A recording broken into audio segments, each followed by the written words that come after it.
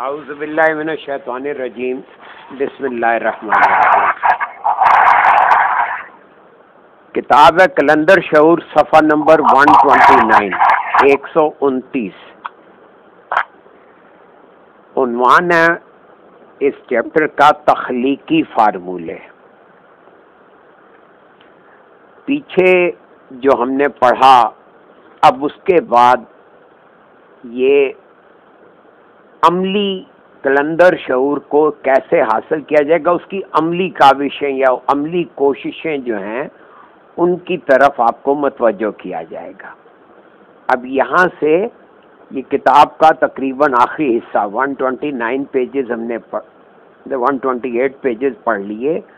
اس میں آپ کا ذہن کا تانا بانا بن دیا گیا کہ کلندر شعور کسے کہتے ہیں، کلندر شعور کیا ہوتا ہے، یہ آزاد طرز فکر ہے، اس کی اساس جو ہے یہ بنیادی طور پہ قرآن کی تعلیمات ہیں، اور قرآن حکیم کی تعلیمات کا بھی وہ لیول آف انڈرسٹینڈنگ ہونا چاہیے جو اللہ کو مطلوب ہے۔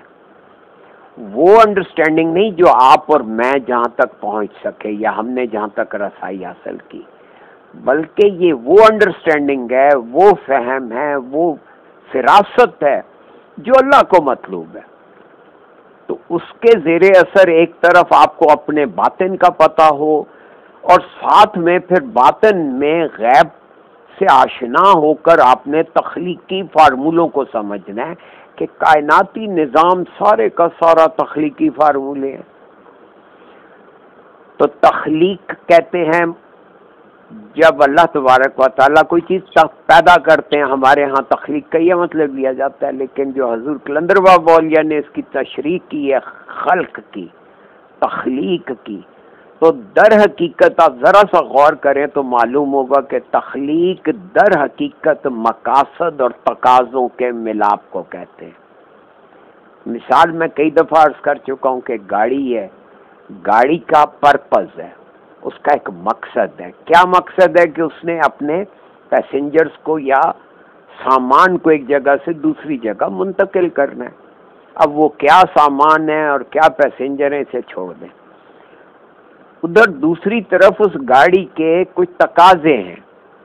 تقاضوں سے کیا مراد ہے؟ کہ اس کی ضرورتیں ہیں، اس کو پیٹرول چاہیے تو اس کو پانی چاہیے تو اس کو ہوا چاہیے تو اس کو تیزاب چاہیے بیٹری کے لیے، اور ساتھ میں اس کو موبل آئل چاہیے، گریس آئل چاہیے، گیئر آئل چاہیے، بریک آئل چاہیے۔ تو یہ چاہیے چاہیے چاہیے کا ڈرامہ جو ہے یہ تقاضوں سے ریلیٹڈ ہے۔ تو جب آپ تخلیقی فارمولوں کو سمجھنے کی کوشش کریں گے تو آپ کے ذہن میں جب بھی کسی چیز کا مقصد اور اس سے ریلیٹڈ تقاضے ذہن میں آنا شروع ہو گئے، یہ ہے تخلیقی فارمولے۔ تو بہرحال اب دیکھتے ہیں کہ حضور مرشد کریم اس بارے میں کیا فرماتے ہیں۔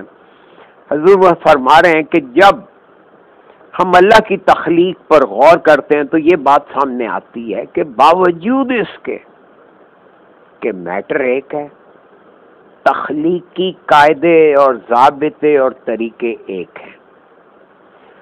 مخلوق کے اندر طبعی تقاضے یکساں ہیں، مخلوق کے اندر طبعی تقاضے یکساں۔ یہ طبعی کیا ہے؟ اسی سے لفظ طبیعت ہے، اسی سے لفظ طبع ہے، یعنی چھپے ہوئے، طبع سے طباعت ہے۔ یہ لفظ طبعی تقاضے ہم نے اس کو فزیکل ارجز لیا، لیکن یہ جو اندر آپ کے چھپے چھپائے تقاضے ہیں اس کے کئی درجے ہیں، فزیکل بھی ہے، مینٹل بھی ہے، پھر اسپریچول بھی ہے۔ تو مخلوق کے اندر طبعی تقاضے یکساں ہیں، یعنی بھوک سب مخلوق کے ہر فرد کو لگتی ہے۔ وہ پورا کیسے کرتا ہے یہ علیحدہ بات ہے۔ طبعی تقاضے یکساں ہیں سب، مطلب ہے کہ ایکسکریٹ بھی کرتے ہیں تو بریدھ بھی کرتے ہیں، تو یہ سارے طبعی تقاضے ہیں۔ عقل و شعور سب میں ہے، یہ الگ بات ہے کہ کسی میں شعور زیادہ ہے، کسی میں کم ہے، کسی میں بہت کم ہے۔ ہم یہ بھی دیکھتے ہیں کہ ہر تخلیق کی انفرادیت اپنی جگہ قائم ہے۔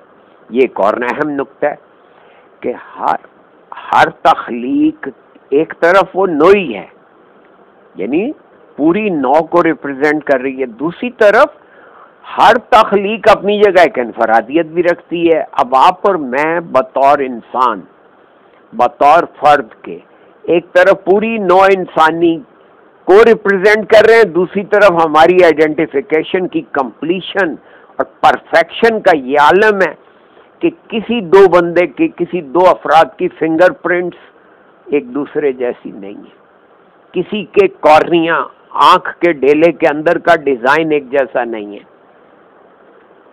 تو یہ ہے انفرادیت. یعنی ہر شخص، ہر تخلیق کی انفرادیت اپنی جگہ قائم ہے. انفرادیت کے دو رخ ہیں. اب اس انفرادیت کے ہر فرد کے دو رخ ہیں. ایک رخ اجتماعی حیثیت رکھتا ہے اور دوسرا رخ الگ اور منفرد شخصیت کے روپ میں موجود ہے. یعنی یہ بات میں نے عرض کی نا کہ ہر فرد ایک طرف پوری نو کو ریپرزینٹ کر رہا ہے اور دوسری طرف وہ اپنی شخصیت میں ایک انفرادیت رکھتا ہے. اجتماعی رخ کو ہم نو کا نام دیتے ہیں، انفرادی رخ کو ہم فرد کہتے ہیں. ہر نو کا ہر فرد الگ ایک حیثیت، شکل و صورت، رنگ و روپ اور نقش و نگار رکھتا ہے. مثال دیکھیں کہ طوطے کی نو کے تمام افراد کی شکل ایک ہے، کبوتر کی نو کے افراد کی شکل و صورت ایک ہے. اسی طرح اللہ کی جتنی بھی مختلف مخلوقات ہیں وہ نوعی اعتبار سے جو شکل و صورت رکھتے ہیں وہی شکل و صورت انفرادی ہے. یہ بات ایسی ہے کہ اس میں زیادہ تفکر اور تدبر کرنے کی ضرورت پیش نہیں آتی، یعنی سامنے کی چیز ہے. انسانی مشاہدات ہر وقت اس صورت حال سے آشنا ہے. یعنی اس پیراگراف میں کیا بات فرمائی حضور نے کہ میٹر ایک ہے، ایک ہی میٹر سے ساری نوعیں بنی ہیں. اس میٹر سے نو کے آگے افراد ہیں، تو نوعی سطح پہ آپ منفرد ہیں. یعنی شیر شیر ہے، بکری بکری ہے، کتا کتا ہے، لیکن پھر آگے ہر کتا جو انفرادی طور پہ وہ دوسرے کتوں سے ڈیفرنٹ ہے. یا اسی طرح اگر ایک انسان بطور نو ایک انسان ہے تو کہیں وہ افریقی ہے، کہیں وہ آسٹریلوی ہے، کہیں وہ امریکی ہے، تو کہیں وہ ایشین ہے، تو کہیں وہ یورپین ہے. غور کریں. یعنی کہ یہ اس کے بعد پھر وہ ہر فرد کا ایک اپنا آئیڈینٹیفیکیشن ہے. حضور مرشد کریم ارشاد فرما رہے ہیں کہ نوعی تنوع یعنی ویرائٹی، تنوع کہتے ہیں ویرائٹی کو، نو با نو ہونا، ویرائٹی، ویریشن. یہ نوعی تنوع پر غور ہماری رہنمائی کرتا ہے کہ نو کا مختلف ہونا اس بات کی علامت ہے کہ نو کے خد و خال میں معین مقداریں کام کر رہی ہیں. یعنی ایک نو دوسری سے کیوں مختلف ہے؟ اب ایک گھوڑا ایک گدھے سے کیوں مختلف ہے؟ کیونکہ گھوڑے کی مقداریں اور ہیں، گدھے کی اور ہیں. بکری اور گدھے میں کیوں فرق ہے؟ کیونکہ بکری کی مقداریں اور ہیں، گدھے کی مقداریں اور ہیں. اسی طرح کتے اور بکری میں کیا فرق ہے؟ تو کتے کی مقداریں اور ہیں، اسے ہم مقداریں کہیں گے. اس کو کہا ہے کہ نو کے خد و خال میں معین مقداریں کام کر رہی ہیں. آگے مثال دیکھیں کہ بکری کی نو میں اللہ نے جو معین مقداریں رکھ دی ہیں وہ جب متحرک ہوتی ہیں تو اس کے نتیجے میں بکری کی تخلیق ہوتی ہے. ایسا نہیں ہوتا کہ بکری کے پیٹ سے کبوتر پیدا ہو جائے. یعنی یہ نو جو ہے وہ آگے اپنے خد و خال کو، اپنی خاصیتوں کو، صلاحیتوں کو آگے اپنے افراد میں منتقل کرتی ہے. تو اس لیے فرمایا کہ ایسا نہیں ہو سکتا کہ بکری کے پیٹ سے کبوتر پیدا ہو جائے. یہ معین مقداریں نہ صرف زمین کے اوپر موجود مخلوق میں نظر آتی ہیں بلکہ کائنات کی ہر تخلیق کے ہر جزو میں یہ مقداریں کام کر رہی ہیں. کائنات کی ہر تخلیق کے ہر جزو میں یہ مقداریں کام کر رہی ہیں. اب ذرا سا غور کریں، آپ دیکھیں آپ کے ہاتھ کی جو مقداریں ہیں وہ پیروں کی مقداروں سے ڈفرینٹ ہیں. جو آپ کے ہونٹوں کی مقداریں ہیں وہ آپ کی آئی لڈ سے ڈفرینٹ ہیں. حالانکہ آپ دیکھیں پلکیں، آنکھوں کی جو پلکیں ہیں یہ تقریباً ہونٹوں جیسی ہیں، لیکن ہونٹوں کے فنکشنز اور ہیں، ان کی مقداریں اور ہیں، آئی لڈز کی مقداریں اور ہیں. وَلَحَاظَ الْقِيَاسِ آپ کے پیروں کی انگلیوں کی مقداریں اور ہیں، ہاتھ کی انگلیوں کی مقداریں اور ہیں. یعنی کہ کہا کہ ہر تخلیق کے ہر جزو میں یہ مقداریں کام کر رہی ہیں، اور ان مقداروں کا اہم کام یہ ہے کہ یہ جب آپس میں رد و بدل ہوتی ہیں یا ان کا آپس میں ایک دوسرے کے اندر انجذاب ہوتا ہے، یعنی یہ مقداریں جب ایک دوسرے کے اندر جذب ہو جاتی ہیں تو مختلف رنگ اختیار کر لیتی ہیں. غور کریں، یہ ہے رنگوں کی کہ یہ اصل میں آپ کی صلاحیتیں ہیں جو ایک دوسرے میں جذب ہوتی ہیں، تو اس کے نتیجے میں یہ مختلف رنگ بنتے ہیں، اور انہی رنگوں کو پھر مقداریں کہا گیا. اور اگلا جملہ دیکھیں، جب آپس میں رد و بدل ہوتی، ان مقداروں کا اہم کام یہ ہے کہ جب یہ آپس میں رد و بدل ہوتی ہیں یا ان کا آپس میں ایک دوسرے کے اندر انجذاب ہوتا ہے، جذب ہو جاتی ہیں، تو مختلف رنگ اختیار کر لیتی ہیں، اور یہ رنگ ہی دراصل کسی نوع کے خد و خال بن جاتے ہیں. یہ ہے سارا کھیل کہ رنگ بنتے ہیں. ان رنگوں کی وجہ سے مادہ وجود میں آتا ہے، چونکہ پیچھے مقداریں مختلف ہیں، لہذا اس سے بننے والی ہر چیز مختلف فنکشنز پرفارم کرنے کی پابند ہے. حضور قلندر بابا اولیاء رحمۃ اللہ علیہ نے تخلیقی فارمولوں کی وضاحت اس طرح کی ہے. اب ذرا غور کریں کہ مرشد کریم حضور قلندر بابا اولیاء امام سلسلہ کے الفاظ میں تخلیقی فارمولوں کی وضاحت کر رہے ہیں. فرمایا، اور یہ کوٹ یعنی کوٹیشن کے طور پر ہے، کائنات میں موجود تمام مادی اجسام، کائنات میں، پہلے تو کائنات آپ کے ذہن میں آئی، پھر اس میں موجود مادی اور غیر مادی میں سے اس وقت بات ہو رہی ہے صرف مادی اجسام کی. تو مادی اجسام لاشمار رنگوں میں سے متعدد رنگوں کا مجموعہ ہوتے ہیں.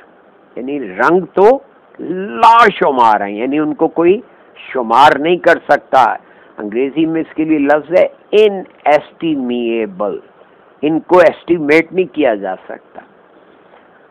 یہ ان میں سے متعدد، many of the inestimable colours میں سے یہ کچھ مجموعہ بنتا ہے.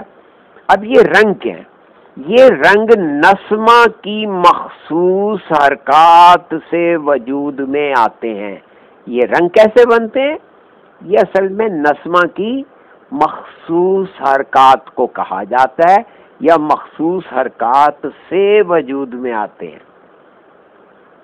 نسمہ آگے اوپر بریکٹ میں اورا لکھ دیا، کیونکہ یہ آج کے دور میں اورا کا تذکرہ بہت ہوتا ہے. اورا اصل میں ہوا کے ایک ایسے بگولے کو یا ہیولے کو کہتے ہیں جو بظاہر نظر نہ آئے.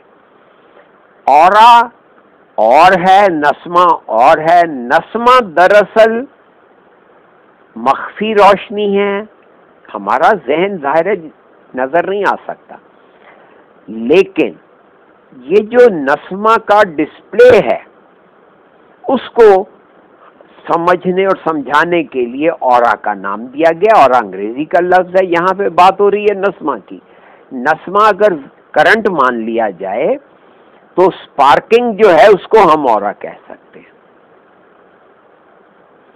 حضور فرماتے ہیں کہ نسمہ کی معین طوالت حرکت سے ایک رنگ بنتا ہے.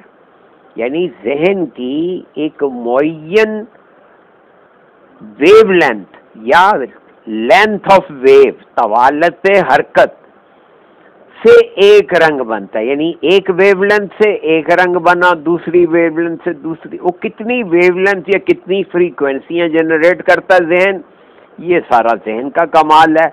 नस्मा की मुअय्यन तवालत हरकत से एक रंग बनता है, दूसरी तवालत हरकत से दूसरा रंग। इस तरह नस्मा की लाशुमार तवालतों से लाशुमार रंग वजूद में आते रहते हैं।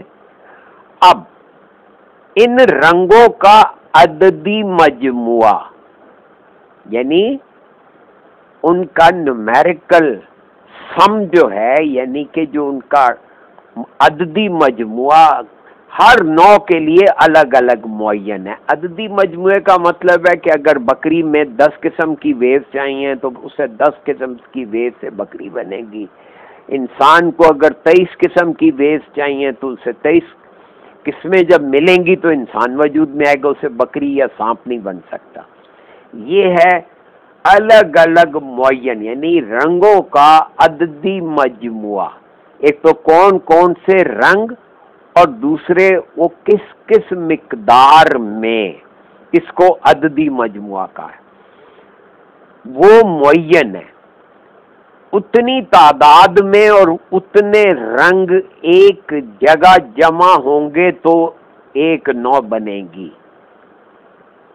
अगर गुलाब के लिए रंगों का अददी मजमुआ अलिफ मुअय्यन है, अब अलिफ का मतलब है जैसे अंग्रेजी में कहते हैं सपोज ए क्वांटिटी जो है, यानी कि एक मिकदार जो रंगों की तादाद और उनकी मिकदारों को जाहिर करती है, उससे गुलाब वजूद में आता है, कोई और शय वजूद में नहीं आएगी। अगर आदमी की तख्लीक रंगों की जीम तादाद से होती है तो इस मिकदार से कोई दूसरा हैवान नहीं बन सकता।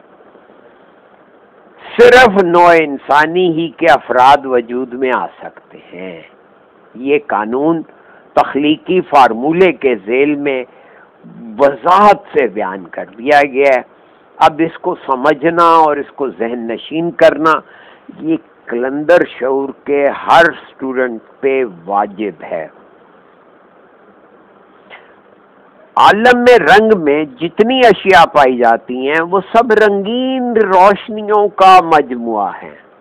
आलम में रंग में, हम जिस आलम में जिंदा हैं इसको आलम में रंग कहते हैं, और यहाँ जितनी भी अशिया पाई जाती हैं ये सब की सब, कोई ऐसी नहीं है जो रंगीन रोशनियों का मजमुआ ना हो। यानी हर चीज के पीछे असल में रंग काम कर रहे हैं या रंगीन रोशनियां काम कर रही हैं, और इन्हीं रंगों के हजूम से, हजूम मैंने मिलना, एक जगह इकट्ठा होना, अरबी में हजूम, अल हजूम यानी हमला करो तो इन्हीं रंगों के हजूम से वो शय वजूद में आती है जिसको उर्फ़े आम में मादा कहा जाता है। देख लीजिए, मादे की असल क्या हुई? रंगों का हजूम। मादा क्या हुआ?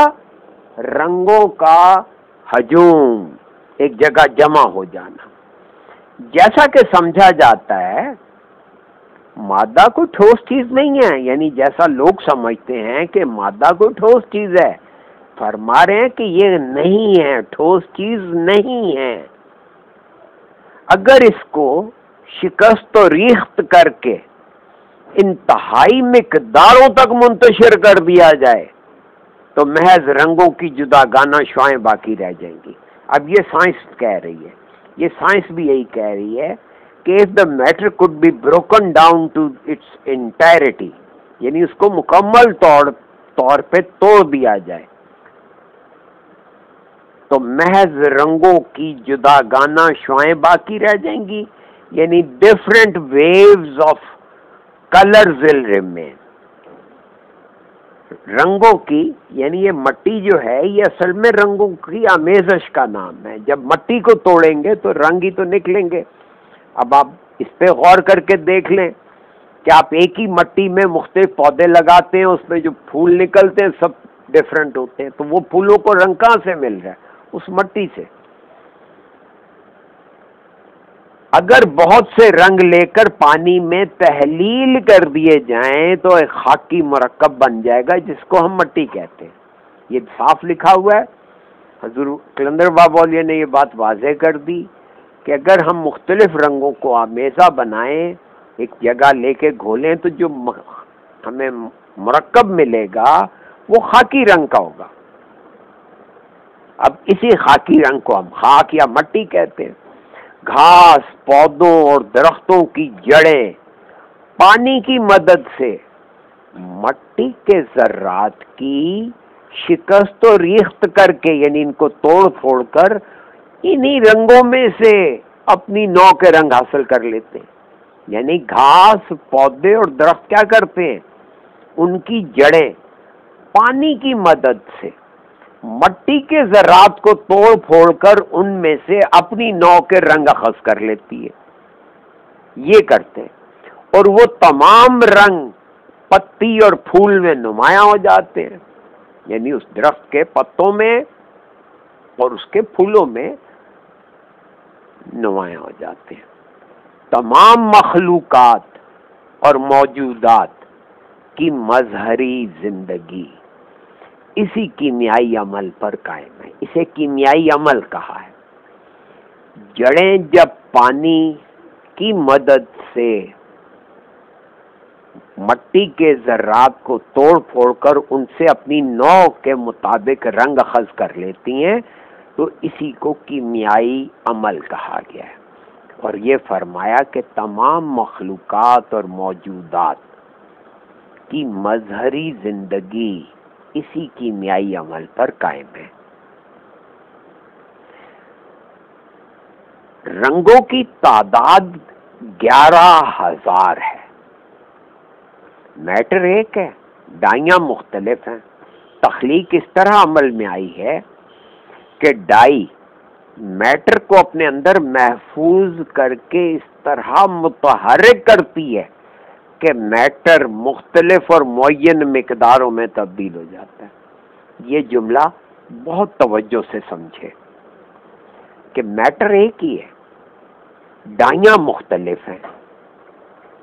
فرمایا کہ تخلیق اس طرح سے عمل میں آتی ہے کہ ڈائی میٹر کو، مادے کو اپنے اندر پہلے تو محفوظ کر لیتی ہے، اپنے اندر سمیٹ لیتی ہے، پھر اس طرح متحرک کرتی ہے، یعنی اس کے اندر ایک تحریک پیدا کرتی ہے کہ وہ میٹر مختلف اور معین مقداروں میں تبدیل ہوتا چلا جاتا ہے، اور جب یہ معین مقداریں ایک دوسرے میں مل کر جذب ہوتی ہیں تو کوئی ایک رنگ بنتا ہے، اور جب ایک رنگ دوسرے رنگ میں جذب ہوتا ہے تو تیسرا رنگ بنتا ہے۔ نتیجے میں بے شمار رنگ وجود میں آتے ہیں، اور یہ بے شمار رنگ ہی اللہ کی کائنات ہیں۔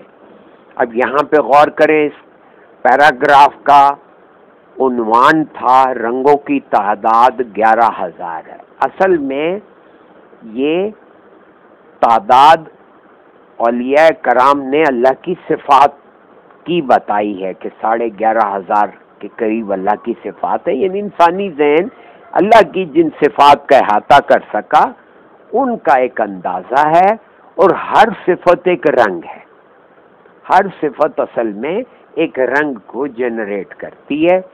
یہ ہے ساری بات، یہاں تک رک جاتے ہیں، پھر انشاءاللہ جو عملی اس کا یہ سیلف چیپٹر سیگمنٹ شروع ہونے والا ہے بجلی کا بہاؤ، یہ ہم انشاءاللہ نیکسٹ ریڈنگ سیشن میں پڑھیں گے۔ ٹھیک ہے جی، کوئی سوال ہو تو فرما دیجیے۔